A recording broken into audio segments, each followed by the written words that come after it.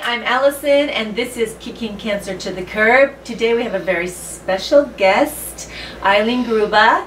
She is an actor and a director, and she is quite amazing. I've looked at a lot of her stuff, and yeah, very, very impressive. Not just for all of her talent and all of her skills, as a person, a beautiful human being. So thank you for being here. Thank you. And I have to tell the story how this came to be. 2 years ago, I met this hilarious comedian named Eric Pasoja, and his daughter was playing soccer with my daughter, and we started talking and hit it up. He's like super brilliant, funny, and I told him that I wanted to start this, you know, I had started doing interviews, but I wanted to build it, and did he know anybody interesting? And I talked to him about becoming a vegan. He's like, oh, you've got to meet this girl. She does a lot with giving back to cancer, and she's a vegan, and she's an actress, and she's amazing, and her name's Eileen. And so we became friends on Facebook, and I naturally just started following her posts and liking, and we had, you know, comments back and forth to each other. And then a couple weeks ago, or maybe longer, I saw a post that went something like this: dear friends, I'm not going to go into too much detail because this is Facebook, but I need prayers, and I need big prayers. And all of a sudden I got this feeling, and I wrote back, I'm like, I'm praying. And I had, you know, spidey sense that it might be a cancer scare. So I didn't write anything about that, but afterwards she did post that everything was okay. But up until that point, I was fairly certain, and she said that she didn't want to talk about it, so now she's going to share it with the whole world. Here we go. Welcome. Hi. Hi. Yeah, I don't usually talk about the challenges publicly until I've won them. Yes. Till they're I done. like that. Till they're behind me. So that's why I was not going to get into it on Facebook, because I didn't want that. I just wanted collective prayers and a lot of positive energy, because I was praying for basically a miracle and got it. Yeah, that's what you said. You're like, I need a miracle. I need it now. Yeah. So what happened?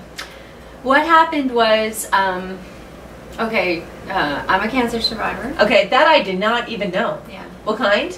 I had thyroid cancer 12 years ago. Okay. And it's expected that it was caused from exposure to too much radiation, because when I was a child I was in the hospital a lot with another health issue. Okay. And had a lot of surgeries, and okay, so cut to a lot of kids who spent too much time in hospitals end up with thyroid cancer in their early 30s, which is exactly what happened to me, which ended up actually being a blessing in disguise. Interesting how that works. Because they did a little family history, and they found out that the reason that my mother died so young, both my parents died of cancer. And what kind? and this is why they did research on the family, because my mother died of ovarian cancer. Okay. And she was diagnosed at 50, and my father died of thyroid cancer, and he was diagnosed at 56. So these are very young people who died of cancers. Yeah. So they first did the research to, you know, with my cells compared to my dad's, because we were able to acquire those, and they ruled out genetics with the thyroid cancer. That it was probably from exposure to radiation, which made sense for my past. But my mother's, they determined, was probably Lynch Syndrome, which is a genetic defect similar to BRCA, but it's a mismatch repair gene, which means your body can't detect and kill cancer cells, and you're at very high risk for a lot of cancers. Right. And that's why there's been so much cancer in my mother's family, and a lot of cancer. And so the horror of finding out after dealing with thyroid cancer and what I dealt with as a child, because I was paralyzed from the waist down and spent a long time in a wheelchair and was never even supposed to walk again. I've been through it. Wow. So to now find out I had Lynch syndrome, which essentially meant you're going to get a lot of cancers, and Cancer's basically coming, you're going to die young. And I'm like, no, not going to die. No, not you know, like I was so like, and so one of the cancers that they're most concerned with is the one that killed my mother, which is ovarian. So, okay, you know, obviously we're at very high risk for that. We have to watch for that. And one of the only ways that they can think of to prevent it is to gut you, remove everything preventatively. right. Well, here's the thing. I don't believe in that. I just don't. And I've been through a lot. I've had a lot of surgeries. I don't like them. I never want to have another surgery as long as I'm on the planet. I don't. And, you know, forgive me, I'm just going to be honest about my attitude about this. And I know that it's controversial and people are like, nah, about that. But here's how I feel. I have the best doctors in the world. They're screening regularly.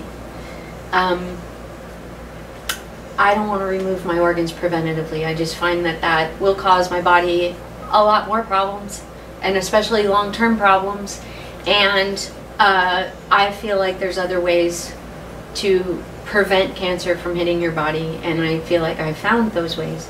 So what actually happened with the scare was that a couple months ago, I started to have different symptoms. Okay. Something started changing. I've never had any changes in the female parts ever.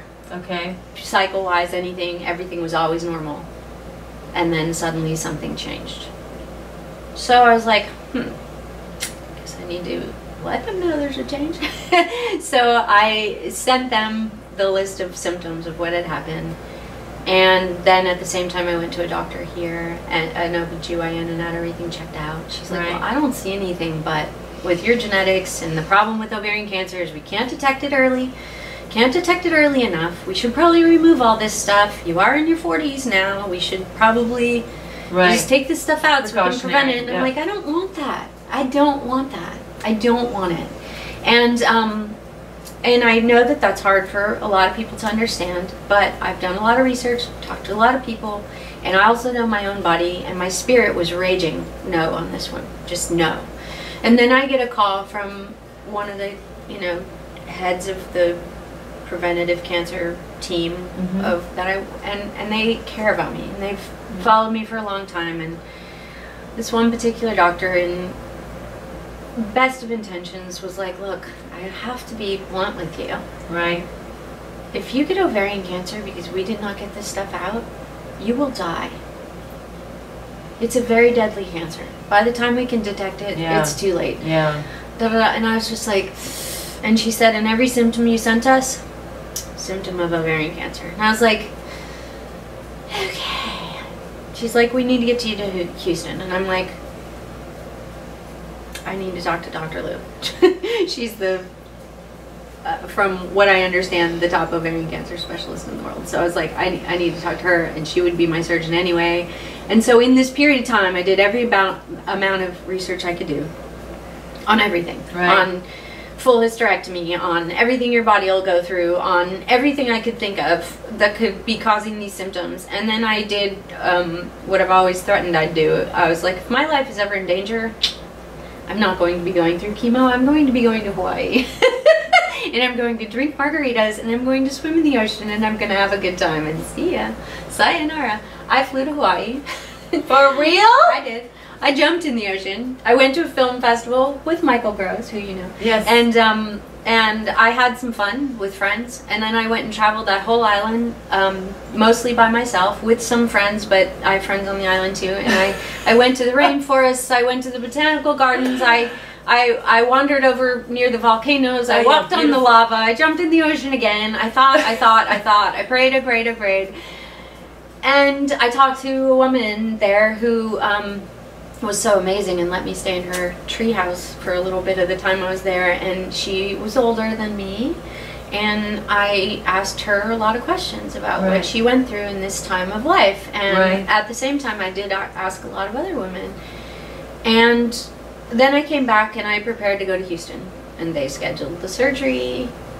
And what hospital? Just for MD Anderson Cancer Center. And I could walk a big one. to to so many hospitals from where I live, but I fly there because I'm not taking any chances after I saw what my parents went through. It's a good one. So I talk to everybody. I even talk to my other doctors who have nothing to do with that part. I talk to everybody. And and a lot of women who'd been through it, ones who have Lynch, ones who don't, you know, my sister who went through the hysterectomy thinking she had Lynch and she didn't even have Lynch. And I really was like, you know what? I know that this is a big risk, but unless they can prove to me there are actual changes happening, I'm not cutting up my body. Wow. So there's a lot of faith in that decision. Yes.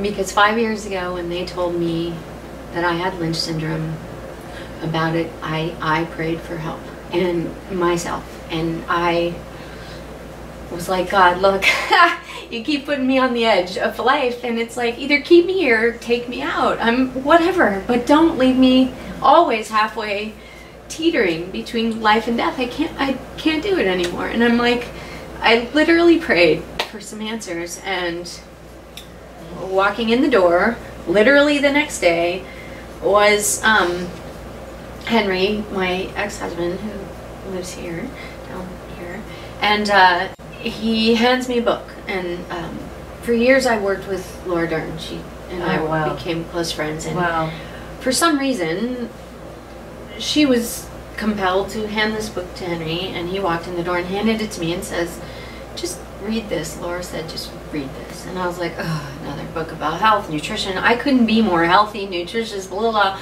but whatever, I'll flip through the book. I start flipping through the book, and I see that the second chapter is called Turning Cancer Off, and then I'm like, okay, I'll read that book.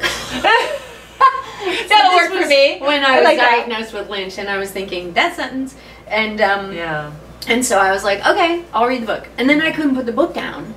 And then I'm like, it's written by a scientist. He's done 50 years of research. And I'm like, basically, his story is you can't build tumors without the type of protein your body needs to build tumors. And your body needs dairy and meat proteins to build tumors. It can't build them with plant proteins. And I was like, and he ends the book by saying, eat plants. And I'm like, really? And knowing the prayers I just said, I was like, okay, eat plants. And that very day, I made a decision to go vegan, and I have not looked back. Wow. It was absolutely done. It wasn't a gradual. It was like, boom, done. I called Eric Pasoja because I knew he was vegan. And I was like, how do I do this? What do I do? All I've been eating is lettuce because I don't know what to do. And he's like giving me all the info. I've been eating is lettuce. At least you're hydrated, right? I'm like, what else can I eat?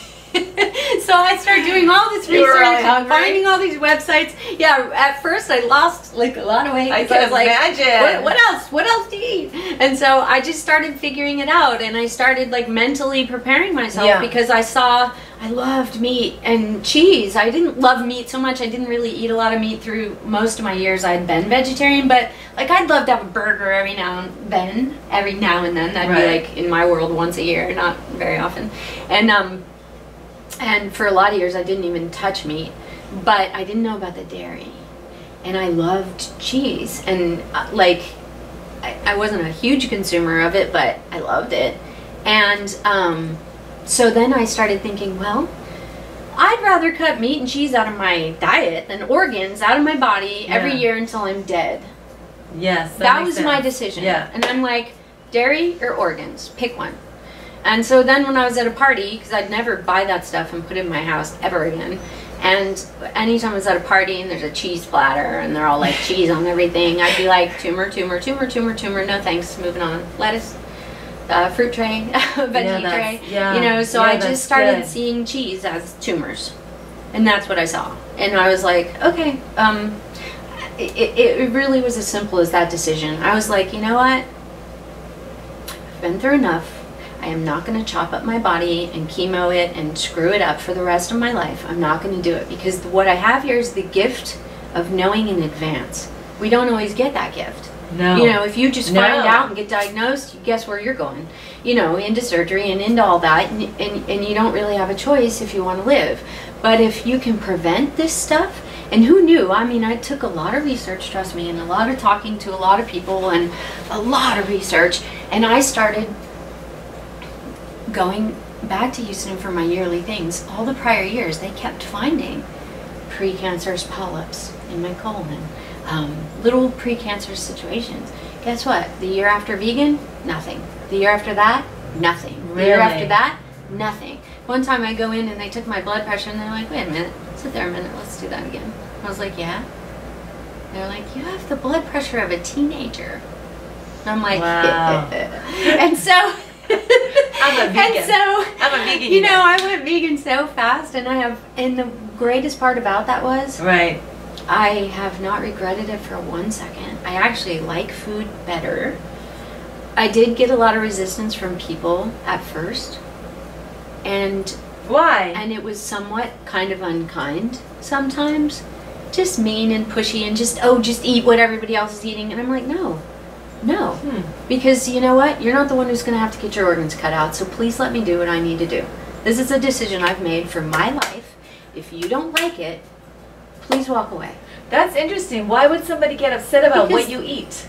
You know, but I think it confronts them. Yeah, that's it. Yeah, they're like, well, if I'm going to eat this and she doesn't think it's good, then maybe I shouldn't eat it either, but I really want to eat that. Yeah, so I don't because you're out at a pizza party and everybody's ordering like 10 pizzas with sausage and 400 cheeses on them and I'm like, you know what, can I get a veggie pizza, extra sauce, tons of vegetables, no cheese, please?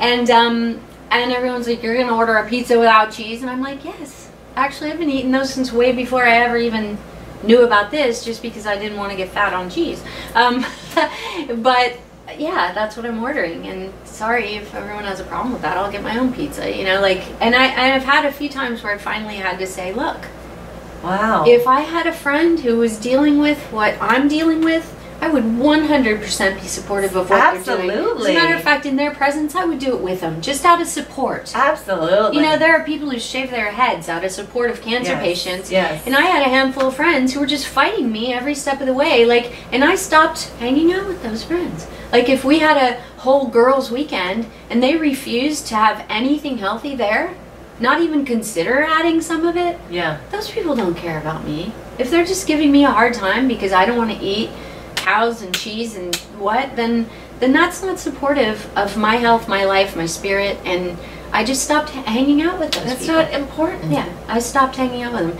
And it's like I would encourage people to look at this information and maybe eat a little healthier, because it would prevent so many of the problems that so many people have. You know, diabetes, heart disease, obesity, cancers, you know, it's like, why not encourage the people you care about to eat healthier? Absolutely. Like, I used to make a joke. I know I'm very edgy, so forgive me, but I used to make a joke. I'll be like, you'll know if I want to kill you because I'll be feeding you steak with cheese on top. That's when you know Eileen wants you dead. Here's your cheese. Take it. Lots of it. All of it. Eat it. Eat it. That became my joke. It's like, you'll know if I want you dead. I'll be feeding you cheese. If I don't like you, come over for cheese. Come over for cheese platter. Yeah, cheese platter. So wrong. Slow and painful death. That's where cheese is taking you. So anyway, long story short, when I finally went to Houston this time, when I asked for all the prayers, I didn't know what to do, because I knew I didn't want this surgery, and my spirit was raging. I would wake up in the morning. Anytime my spirit is raging, I know something's very, very wrong, and I need to really look at that. And it was raging, and I would wake up in the morning and I'd be sad and I'd be in tears, and I was like, I don't want this surgery.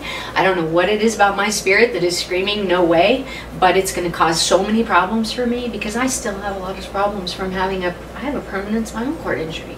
I have a neurogenic bladder. You know, I have a lot of things that are going to be further taken down because of cutting open my middle and taking everything out. In addition, what I saw happen to my mom was that when they found her cancer early and they cut her open and took everything out, it spread everywhere. It spread everywhere they cut. My mom didn't last long. And I was like, oh, damned if I'm going to chop up my body, go through chemo, and die. I will go to Hawaii and go jump in the ocean. If they say that's what this is, I'm not even going to go through the surgery then. So, you know, this is the decision I've made. And I know a lot of my friends didn't understand. And one of them cried when I said that I'm not going to do this surgery. She was like, you know, we don't want to lose you, and that's one of the things the doctors said. But then I went through all the tests, and thank God for Houston, they are so meticulous, and they compare all your tests from the prior time and the prior time, and I was just there in January and had a full clean slate. Right. So they were able to do all the tests again, compare them to January. Yes. And then came in Dr. Lou, the expert. Dr. Lou! And she came in with a smile.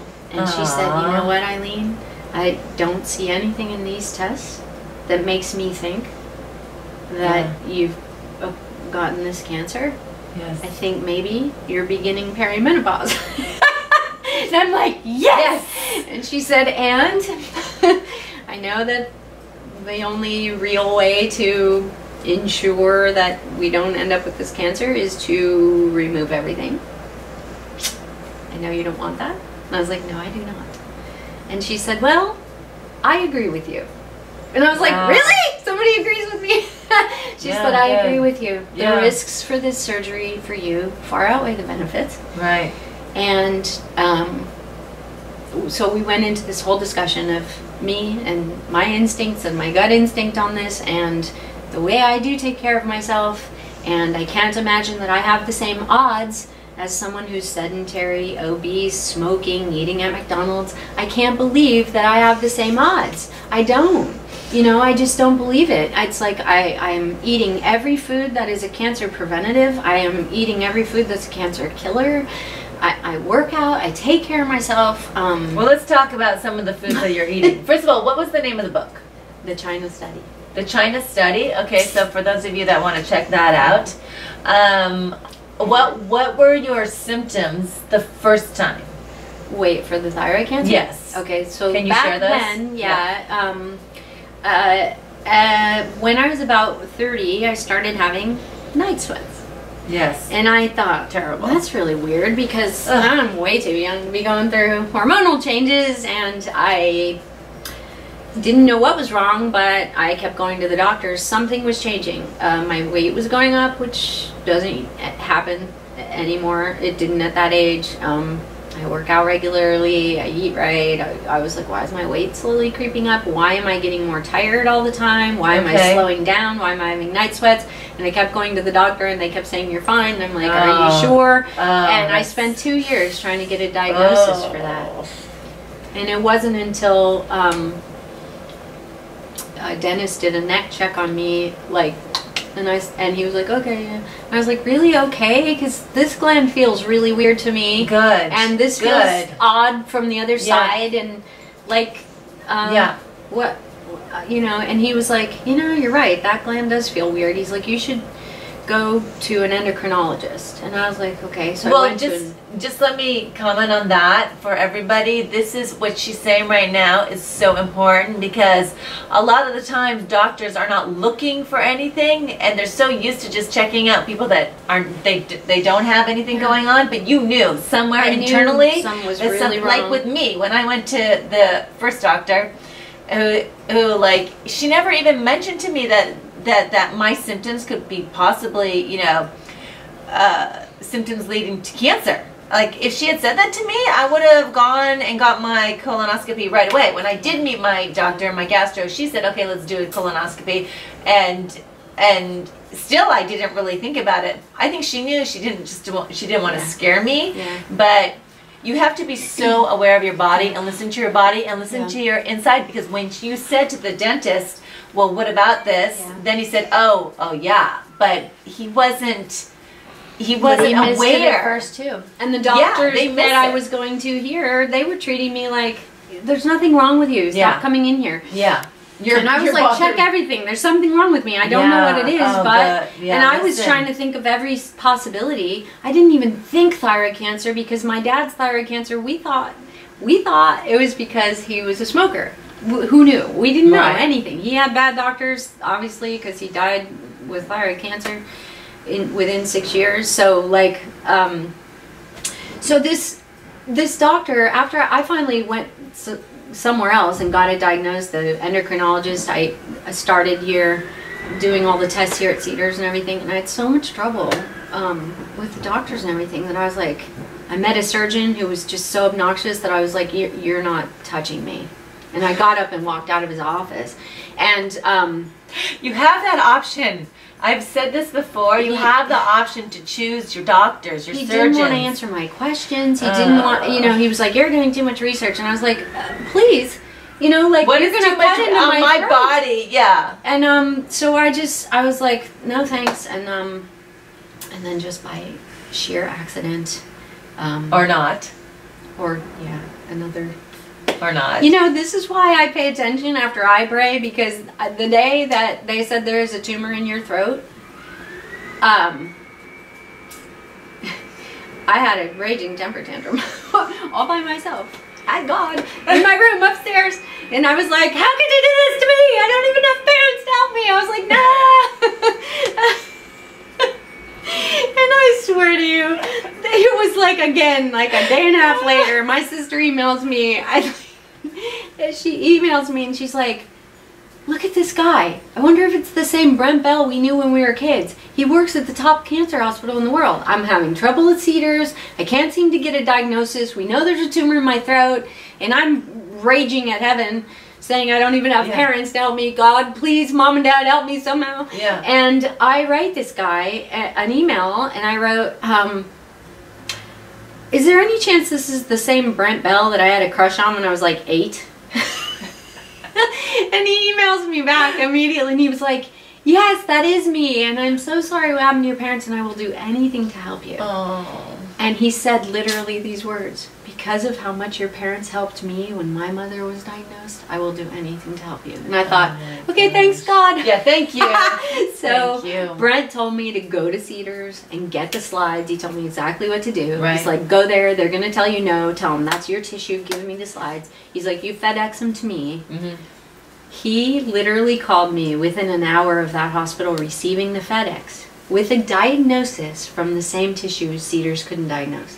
They wanted to go back in for another biopsy, which they'd tortured me on, wide awake torture, because they said they didn't get enough tissue. Wide awake? Yeah, they were jamming right into my neck with a gun with me wide awake, saying don't swallow and don't move, and it took over an hour jamming me. Oh, you know, and you know ouch. how hard a tumor is. It's like a rock.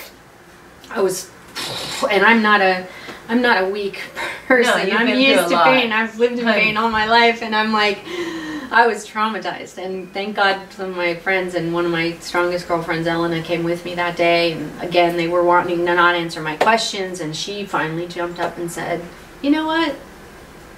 You're going to answer her questions before you do one more thing. And they were like, and who are you? And she's like, I'm her lawyer, because she is a lawyer. and at that point, they stopped. They brought in the doctors. They started answering my questions. Thank God. But here's the deal.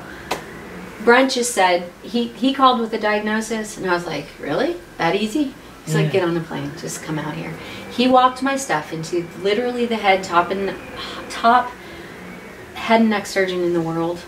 Right. Took him my case, told him everything I'd been through, right, and asked him to take me, and he said yes. So I flew out to Houston, and I met with him, and here's this guy that is like the king of head and neck cancers at that institution and apparently in the world. Right.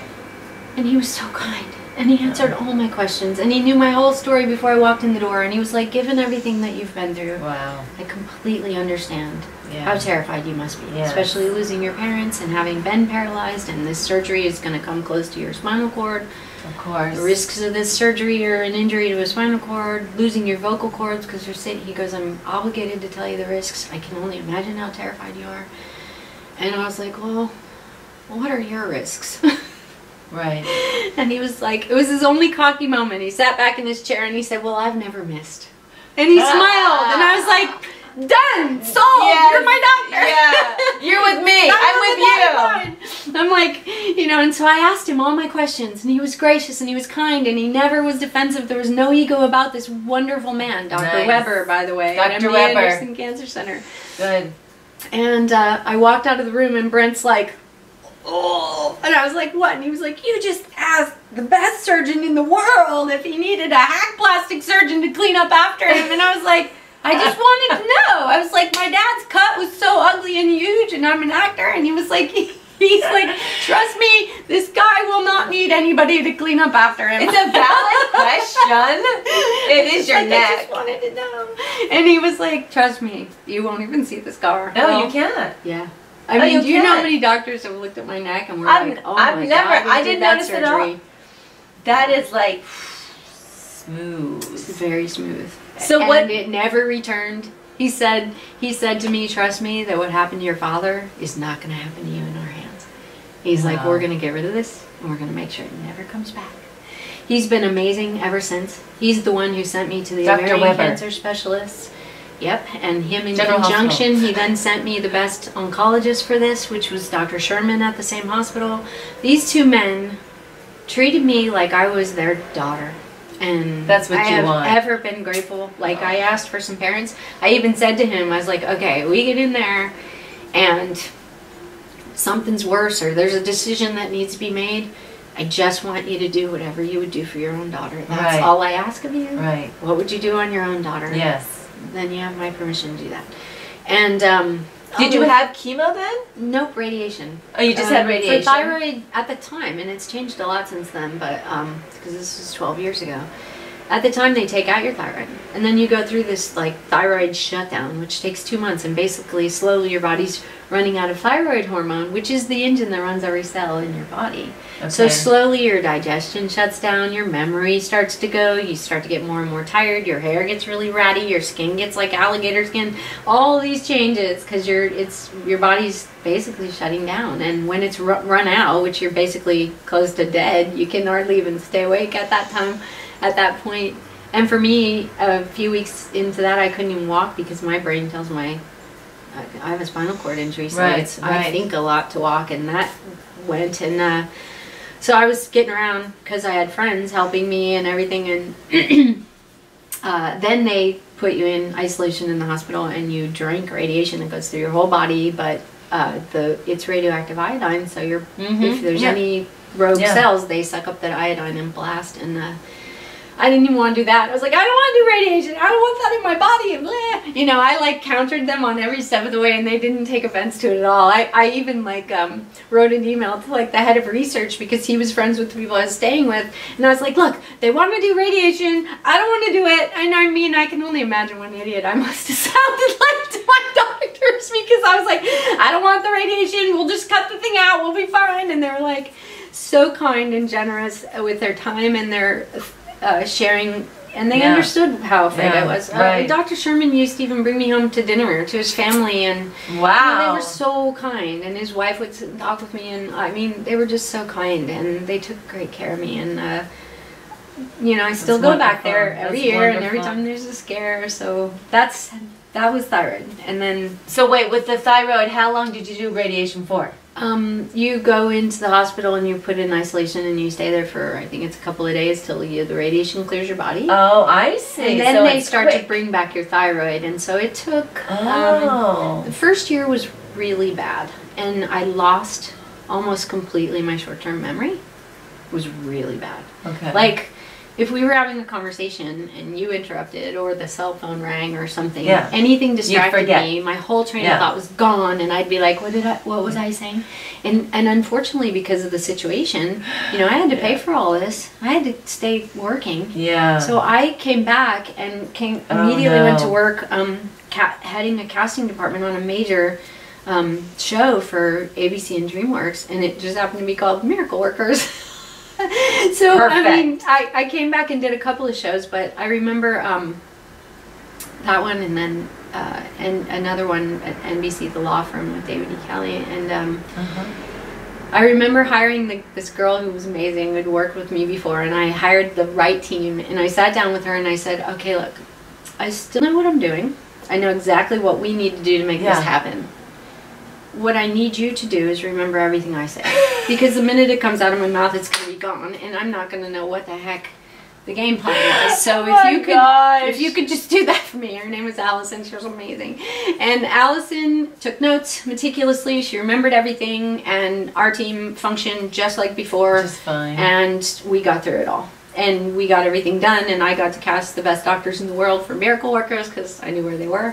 Yeah, right. And, we took the show to Houston even for a couple of episodes, and So Okay, I check that stayed out. working and I stayed on the ball, Yeah. and without producers or anybody really even knowing what I was going through at the time. Wow. You know, we Wow. managed to pull that off. And granted, You're I a was very good tired actress. And, granted, I was tired, and anytime I had a really slack worker on the team, like we did have one girl who was always calling in sick because of her period and stuff, and I was You're like, that's not sick. I'm sitting there going, I'm going through cancer treatment. Get Yeah. your ass to work and get Right. your job done. Yeah. I'm like, I'm sorry, but Right. you know, Yeah, your bar is much higher. because it was like, if you don't come and do your work, I got to do your job for you. Right.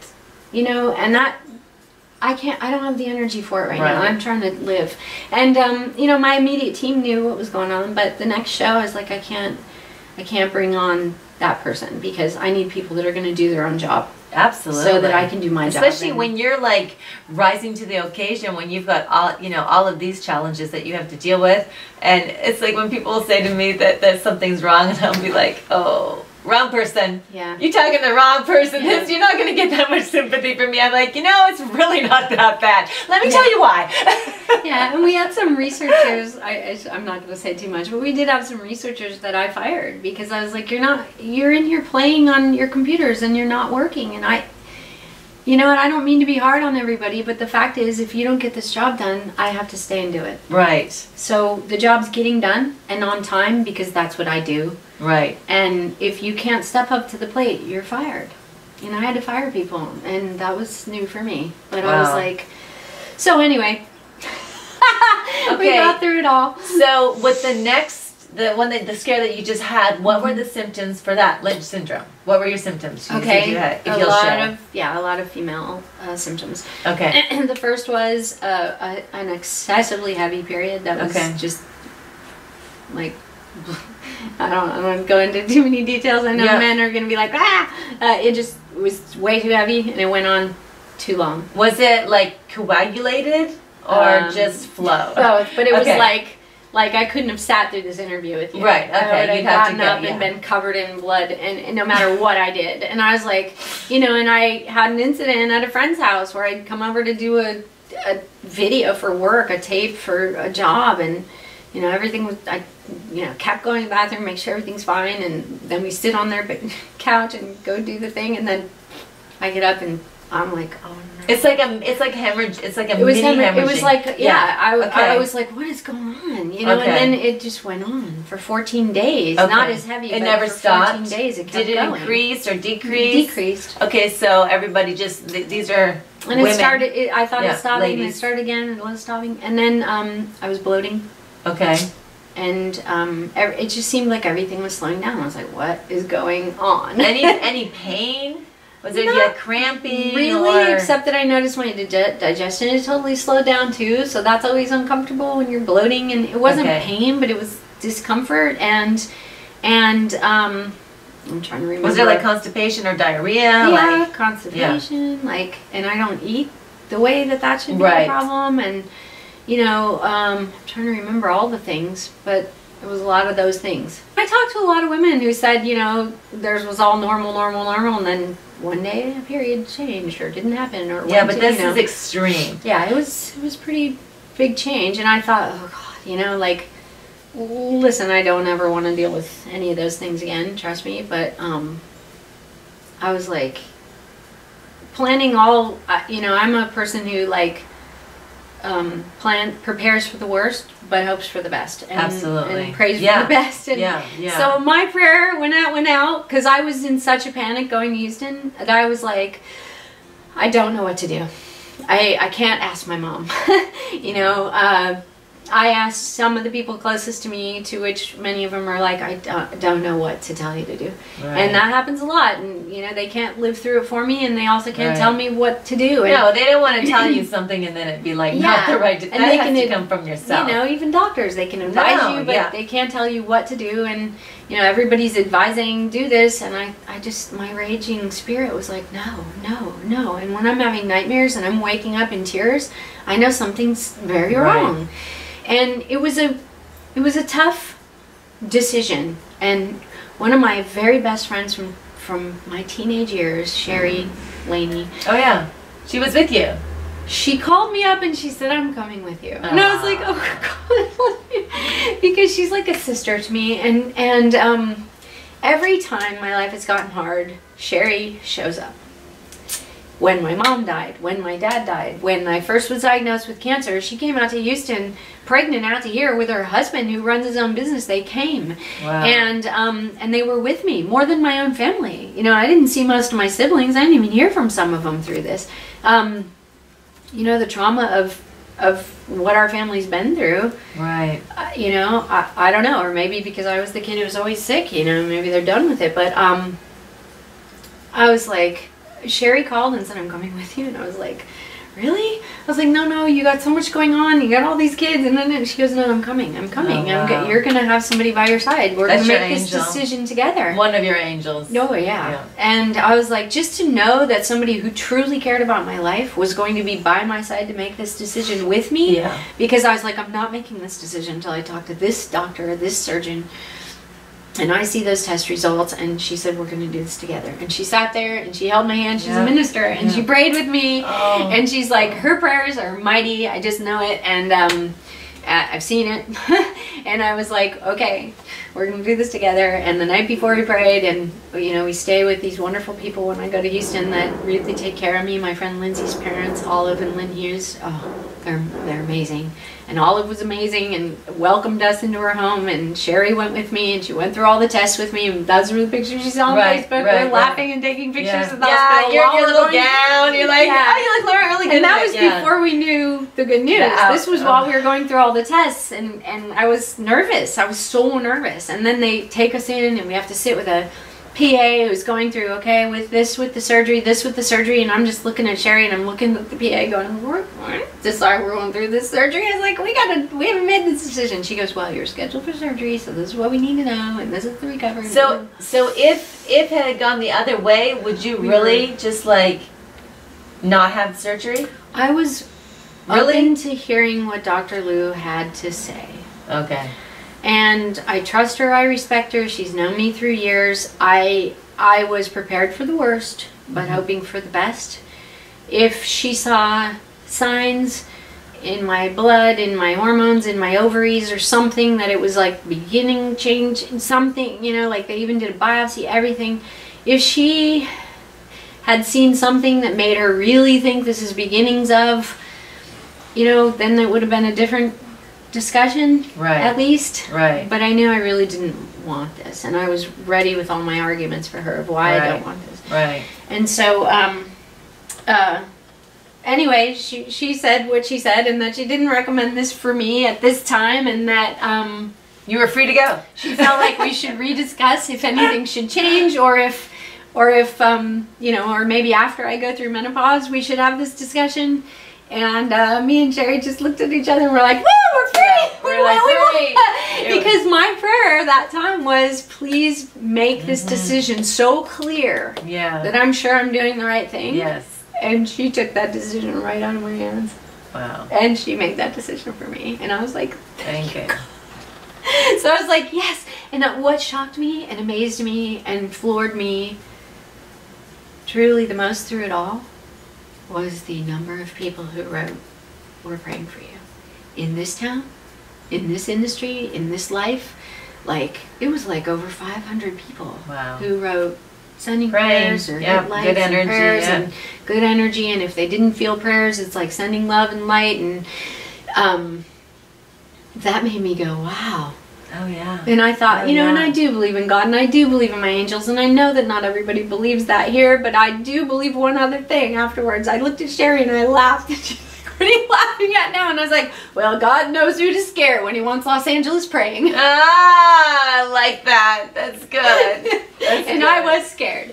And we went out of there with me having no doubt that I'm doing the right thing, and she said we absolutely had to trust my instincts, and that everything I'm doing is working. And I'm going to keep doing it and see what happens. So do you still have Lynch Syndrome? Oh yeah, that's for life. That's for life. In every cell. You're born with it. Yeah, so that doesn't ever go away. We just didn't know we had it. Yeah. It's a genetic predisposition to many cancers. And so it's much like, you know, I know that it's a big story that Angelina Jolie did preventative mastectomy, hysterectomy, and all that.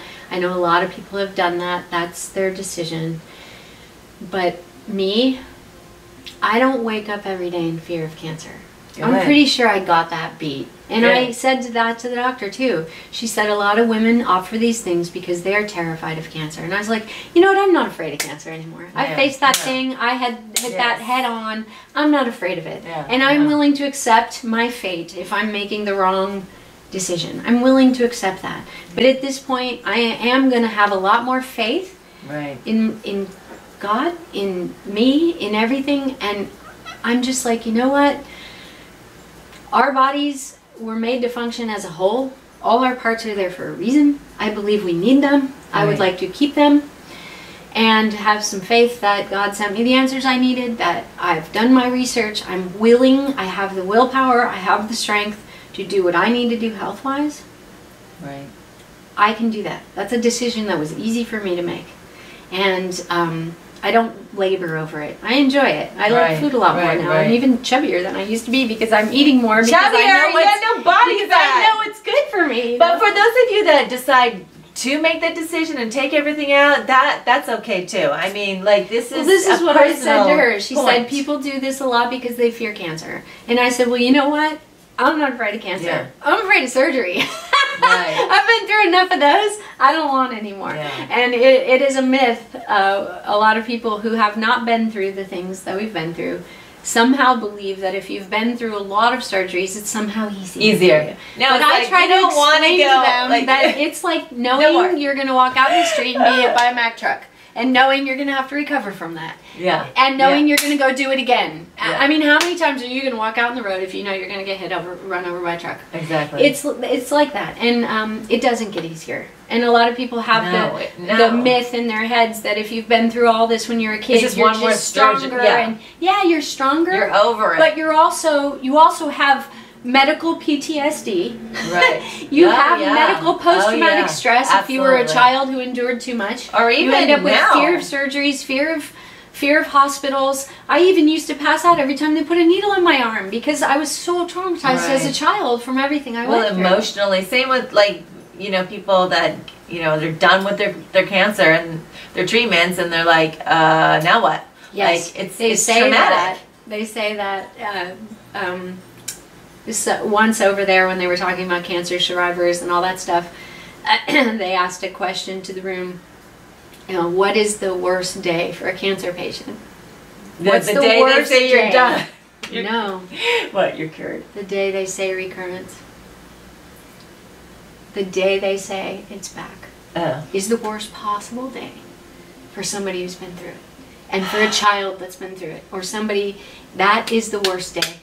And it is the most painful. It is the scariest. And it is why when they said that's probably ovarian cancer, I was like, ah! And that's when I made the decision. I'm going to YA. I'm like, da, da, da, you know, but I had a friend who had a similar experience. She was afraid that it came back. And I said, look, if it is back, that's terrifying, it's scary, but at least you know that you can fight it. You fought it once. You know what's going to happen. I mean, within reason. You have those tools. You have your relationship with your doctors. But it doesn't change the subconscious stress of knowing what your body is going to have to go through. No, I know. It doesn't change that. And now you have the terror of absolutely knowing what you're going to go through, which is much scarier than the first time, because the first time you just don't know.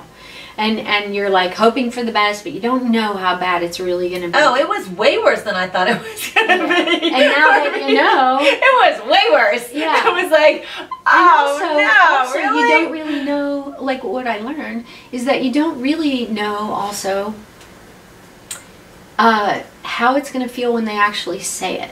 Because the day that they called me and told me the results of the Lynch Syndrome test, I thought I was completely prepared. I was like, okay, whatever the answer, fine. You know, I'm sure it's not going to happen because I've been through enough, and I'm sure God wouldn't hit me with another one. But then when my genetic counselor called from Houston and said, this is Lynch Syndrome, it took a minute, but it hit me like a ton of bricks. And I'll never forget it because I was sitting right there alone. And it hit so much harder than I thought it was going to hit because I was like, God, please, you know, it's terrifying.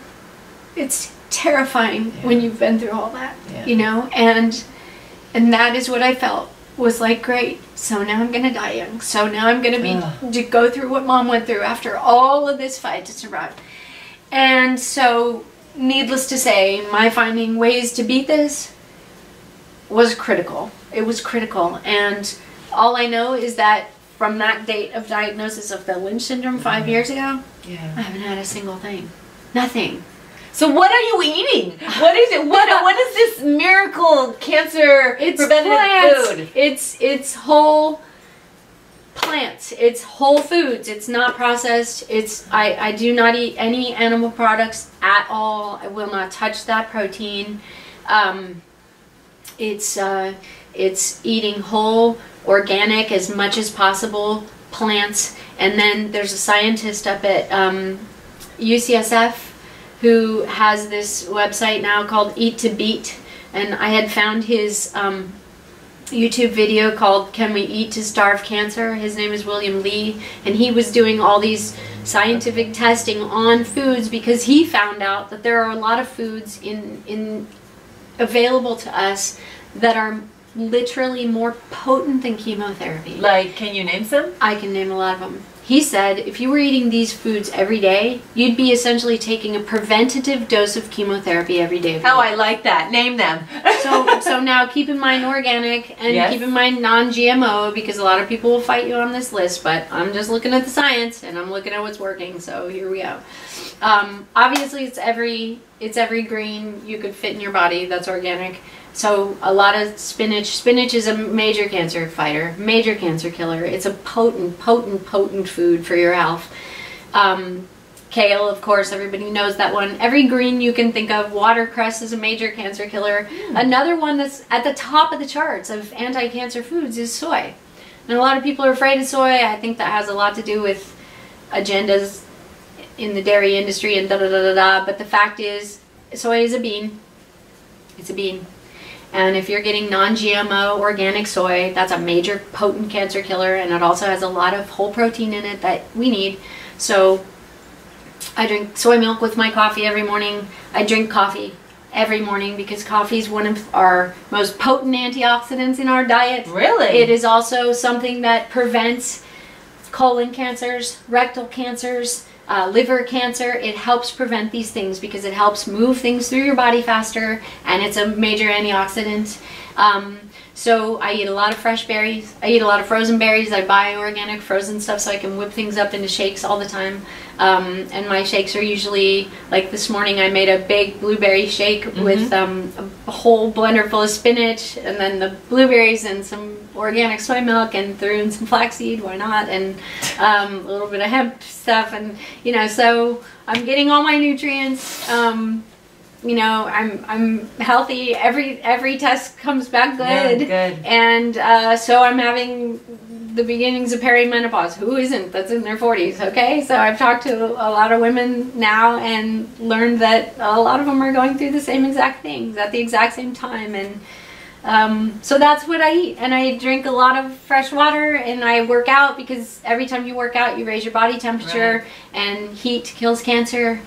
And so you're raising your body temperature when you work out. In addition, you're getting your blood flowing, and blood flow is a major issue. You know, the reason people get so decrepit when they get older is because they stop moving. Right. And so we have to keep moving. And not only that, there's so many other benefits to it. You keep agile, you keep strong. You know, movement and exercise is the #1 way also to prevent Alzheimer's. Right. And there's plenty of tests to back that up. And now a lot of people will argue and say this and this and this, and I'm like, argue all you want and do whatever you want. But I'm just telling you what works for me, and I'm telling you what works for a lot of people, and I'm telling you that my doctors agree. And a few years into my testing process, they put Dr. Lynch on my team. Dr. Lynch of the Lynch Syndrome. His father discovered it. And, you know, as he was seeing my tests come back, he cut back on a lot of the invasive testing. Like I got to, you know, like the colonoscopy that they feel has to happen every single year with Lynch patients. I guess it's because of my test results and the way I'm eating. He pushed those out every other year, and I'm like, yes, because I hate that too. I don't like any of it, you know. Right. I don't want any of that in my body. I hate it all. And so it's working. All I can say is it's working. And here's the faith that I have in this. And I'm like, if I remain doing what I'm doing, and I stay true to who I am, I don't know what's going to change in the future. I can't predict that. No one can. But what I can say is this. If I've changed my diet to this extreme, and I'm now at an age where most of the women that I know with Lynch syndrome have had 3 or 4 Lynch cancers, and I have not, doesn't that say something? And if I continue to hold on to my organs, which a lot of people think is I'm risking my life, I'm thinking I'm willing to take that risk to see if this is true and to see if this works, because if it did, wouldn't that set a lot of people free? Wouldn't that cause a lot of people to say, oh, maybe I don't have to lose my organs. Maybe I don't have to cut everything out. Maybe I can just change what I'm eating and prevent all these cancers. Maybe God knew what he was doing when he built this machine and what he built to feed it. Like, there's a lot of people that'll talk about animals and animal rights and what we're doing to our animals and the energy of those animals and the way they're being raised and fed and in filth and radiating the meat, and then we're eating all that stuff. And it's like, when you start to really look into it all, it's like, how can that be good for us? It's like I'm looking at the plants growing in my window and I'm like, go eat that, you know, like that looks good. And then I talked to, and believe me, I've done so much research. So that's why I'm like, you know, argue away, do whatever you want to do. But it's basically you're saying the proof is in the pudding. Yeah, but try it and see. Non-GMO. I've had a few friends. I don't want to really reveal anybody's stuff, but I did have a few friends who came to me at a point where they thought their cancers were incurable. Where they were failing chemo, where they didn't know what to do next. And I was like, are you open to a major change that could change everything? And at this point, they were like, I'm open to anything. And, you know, I've gone over, cleaned out their fridges, taken them shopping, showed them how to eat. Oh, wow. Yeah, that's and right. And guess what? Suddenly, chemo kicked in, working, and they're cancer-free 6 weeks later, and a year after that, and a year after that. And I've seen that happen enough times. I did have one friend who went all the way, but I think it was too late because he was a quadriplegic, so by the time they even knew he had cancer, it was everywhere. Like, they opened him up to take it out, but they were like closing back up because it was just too late. So that one made me very sad, and also I couldn't account for all the factors because he had too many people feeding info, and one of the things they were doing was hitting him with a lot of juices, which I do not believe in. Like, everything I've read and everything I've studied, they're like, yeah, make shakes, put them in the blender. You need the fiber you need the whole plant, not the parts. You need the whole plant, not the juice. It's too much sugar slamming your body. And so I don't know if that might have been a factor in it, but I do know that the people who have really followed this, and I recently visited some of my friends in Atlanta that one of them, her husband had stage 4 lymphoma, and we talked about all this info, shared all these things, recipes, everything. She started cooking for him that way against his will. And he's being fed all this stuff that's good for him. And you know, she said his doctors asked her a year in, what are you doing? Because he's doing better than everyone else that's on this same. And she was like, you know, and several times I've gotten contact from people saying, thank you. Just thank God and thank you. Because it's working for a lot of people. And my younger brother also told me that they passed on all this info, because I then put together a document for people that everything I looked at, everything I researched, the websites that I go to for the recipes, everything. And I put it all into a document that I could send to people who are in trouble, because it's a collective bunch of information. And I thought, why should everybody have to go through all the years of research and start all over? And so I've been sending that to people, and my younger brother Joe told me that they had sent this out to people, and one particular lady who was also, I think he said, stage 4 breast, pretty bad, and they thought she was going to die. She's completely healed herself, and now she's put up a whole blog and website or something about eating this way and fighting naturally, and and so I've never told anybody don't do what your doctors are saying. I don't tell people that. You're just saying this what works for me. Even the people who've done it and in conjunction with their medical stuff, their body's handling everything better. So if somebody wanted to you'd get that information from you, where would they get it? They can contact me on Facebook, or they can email me. You check your Facebook? I do. I don't respond to everything because I get way too many requests. But if cancer patients reach out to me, and a lot of times when I see somebody who's been diagnosed, I'll reach out to them and say, do you want some information that'll help your body deal with this? Because our bodies are amazing, very smart machines. And if you feed them the right fuel, they will naturally beat these things.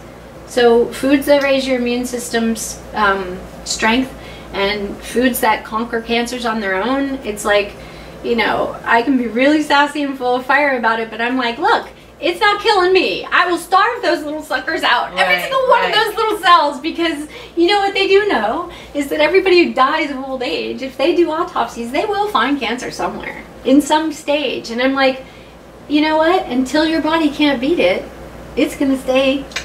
So feed it everything, starve it. Feed it so much spinach it doesn't have a chance. So many blueberries. It's like, bring Popeye into your life. Why not? It's like, why not? Yeah, well, that's it. Yeah, I mean, why not? And if you care about your life, and your body will function better. Yeah. And I do believe that if you care about your life, you will do whatever it takes. To give your body what it needs. And for me, I care about my body so much and what it's been through. I always think about the little child and everything she went through. I don't want her going through anything else. She's been through enough. I don't want her cut up anymore. I don't want her toxed out with poisonous chemos. I don't want that. I don't want that for her. For that little child that's inside of me, whose spirit is still raging, saying, no more needles, no more knives, no more. And I'm going to honor that, and I'm going to take that risk, and hopefully I'm right. Yes, we're going to hope that she's right, and we are going to, we're going to stay in touch. And so I just want to thank you for doing this, for all of this information. Please contact her if you can't get in touch with her. Of course, you can go to my Facebook or the website, kickingcancers.com. Thank you so much. Thank you so much. You're welcome. That's a wrap.